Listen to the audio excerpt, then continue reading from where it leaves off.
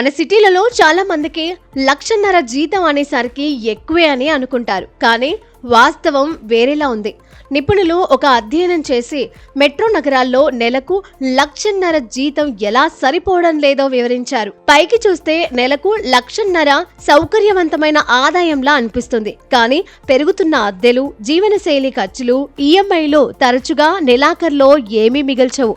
అంచనాలకు వాస్తవికతకు మధ్య ఉన్న ఈ అంతరాన్ని వివరించారు. అద్దె, ఆహారం, రవాణా వంటి నెలవారీ ఖర్చులు ఇంటికి తీసుకెళ్లే జీతంపై తీవ్ర ప్రభావం చూపుతాయి. సాధారణంగా అద్దె మాత్రమే దాదాపు 30,000 ఖర్చవుతుంది.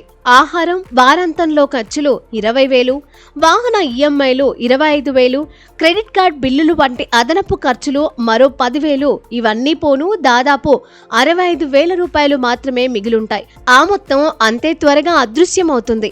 నగరాల్లో ఒక చిన్న అత్యవసర పరిస్థితి కూడా ఒక వ్యక్తి బడ్జెట్ ను కదిలించగలదు. వైద్య బిల్లు, స్నేహితుడి వివాహం, ఇంటి మరమ్మత్తు లేదా పెండింగ్ ఈఎంఐ కోసం మిగిలి ఉన్న మొత్తాన్ని తుడిచిపెట్టేస్తాయి.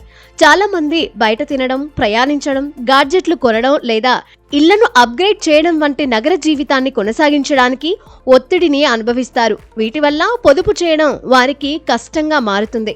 నిజానికి పొదుపు చేయడానికి డబ్బు మిగలడం లేదు. నిజమైన సంపదను నిర్మించుకోవడానికి కీలకం కేవలం అధిక జీతం మాత్రమే కాదు, ఆర్థిక ప్రణాళిక, పెట్టుబడులలో ఉందని నిపుణులు సలహా ఇస్తున్నారు.